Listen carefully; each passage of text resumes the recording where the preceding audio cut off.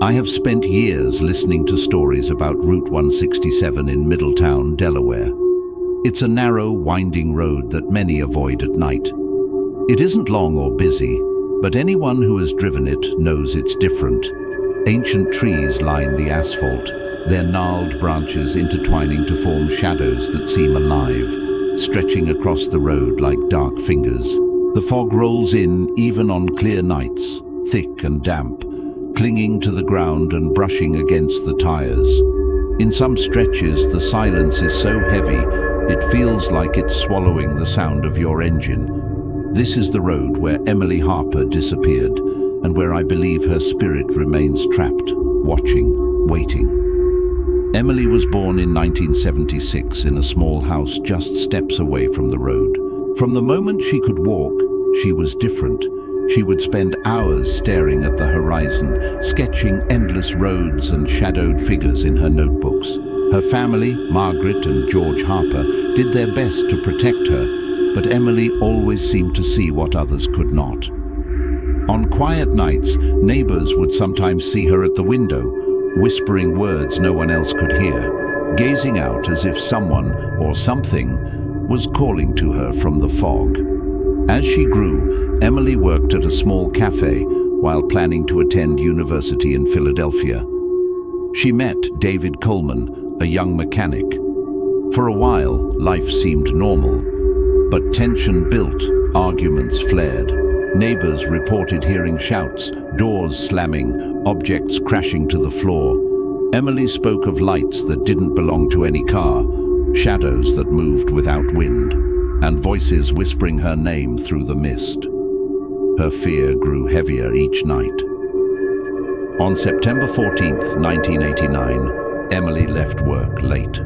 Her shoulders were tense, her eyes tired, the streetlights reflecting faintly on the wet asphalt.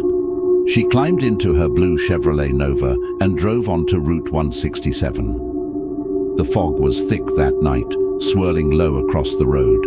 Every curve stretched endlessly ahead, twisting like a living thing, and the wind whispered through the trees, carrying an eerie hum that pressed against the car like a cold hand. Harold Miller, a farmer watching from his porch, heard a loud crash and saw a sudden flare of fire erupt between the trees. When firefighters arrived, the car was fully engulfed, flames licking the fog. But Emily's body was never found. Only fragments remained: a single shoe, a twisted chain, and a notebook with smudged, incomplete words. "You are not alone on the road." Years passed, and the first witnesses began to speak. Drivers claimed to see a woman in white standing at the curve where Emily's car had gone up in flames. She would raise her hand, pleading silently, only to vanish when approached. Officer Raymond Cobb described seeing her eyes filled with smoke and despair and feeling a strange warmth in the air around him, even though there was no fire. It was as if the road itself exhaled with her presence. In 2003, truck driver Robert Jenkins had an encounter he would never forget. Driving through the curve near the burned car site, he saw a young woman, soaked and trembling, walking along the shoulder. She told him she couldn't find her mother. When he turned to speak, she had vanished.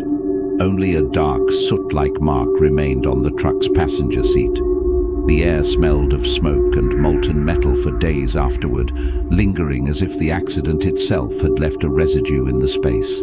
In 2004, 3 friends attempted to film a short horror story inspired by the legend. Only one returned. Their camera captured a figure moving through the fog, steps echoing, breaths distorted. Then the footage went black. The police found the abandoned car and all files had mysteriously disappeared. Since then, the figure has been known as the Burning Girl. Margaret Harper, Emily's mother, never left the road. Every year she left flowers at the site, until 2012, when she was found dead. Her windows were wide open during a violent storm, and soot spelled out the words, "I told you they wouldn't let me go." After that, neighbors reported seeing 2 figures on the road, one young, one old. Both would vanish if anyone tried to approach. In 2014, the paranormal team Spectre Line attempted to document the area. Thermal cameras, motion detectors, and EMF sensors recorded temperatures below zero on otherwise warm nights. They captured a long-haired figure standing behind a tree, watching. Days later, one of the technicians suffered a strange accident. His car caught fire, the flames emerging from the passenger seat, though it was empty. During my own investigations, I spoke to locals who claimed the air would become oppressively heavy, like the road itself was breathing. Some described the distant rumble of a silent engine echoing in the darkness. Lights would illuminate shapes that weren't there. Young people filming videos reported white shadows flitting between the trees and interference on their cameras, as if the presence refused to be recorded.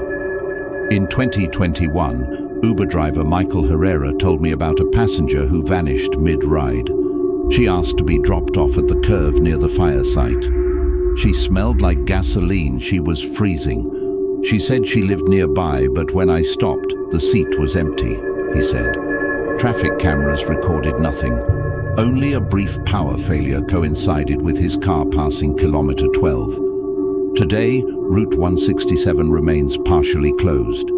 Every September 14th at midnight, locals say they hear female cries blending with the sound of an engine that never turns off. Those who dare drive there speak of fog that seems to wrap around the car, shadows that lean closer, and the sensation of being watched, of being tested. I do not seek to prove the existence of ghosts. I only know that after years of listening, of interviewing witnesses and reviewing files, something on that road has changed forever. Something that does not stop. Something that waits. If you ever drive along Route 167 at night and see a woman in white at the side of the road, do not stop. Do not approach.